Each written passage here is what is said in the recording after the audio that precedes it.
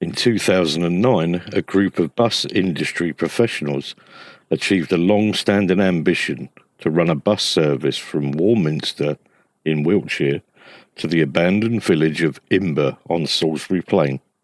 It proved to be so popular that it has now become an annual event, with most journeys continuing across Salisbury Plain to parts of Wiltshire rarely seen by public transport users. Each year, the profits from operating the service are donated to the Friends of St Giles Church, Imber, also to the Royal British Legion and to other charities nominated by those who help run the service.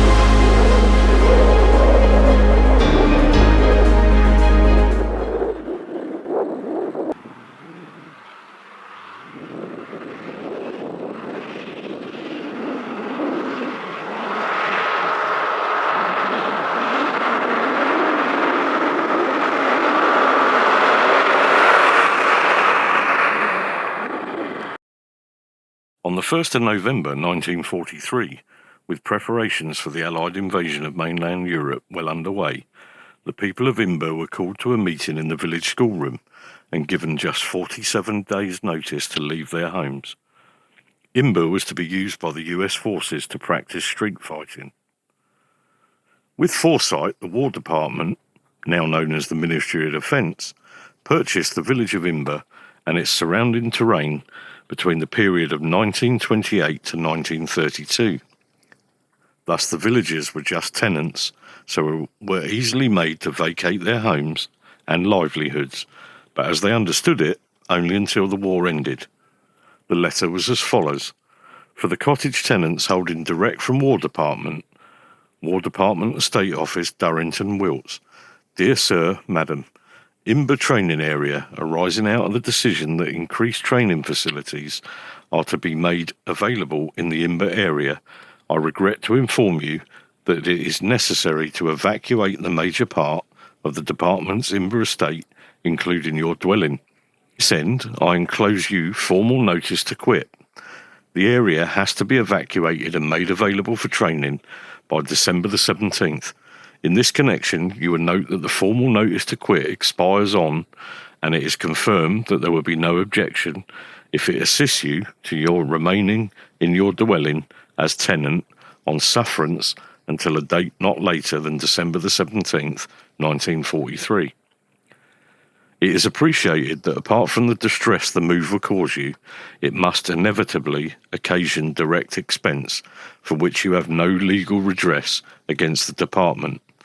It is, however, desired to assist you in this direction as far as practicable and equitable, and I am directed to state that the department is prepared in principle, but without prejudice, to refund to you reasonable expenses incurred by you in respect to the removal of your furniture to your new home, and the travelling expenses thereto of yourself and members of the family at present living with you.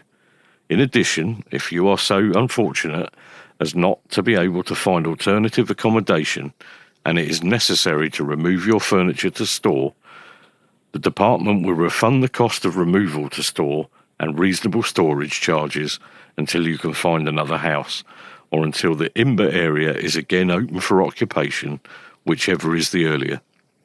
Further, the department is prepared, if you so desire, to take over from you by valuation any produce in your garden which you are unable to harvest and take with you, and I shall be glad if you will let me have, as soon as possible, any claim you wish to make under this head.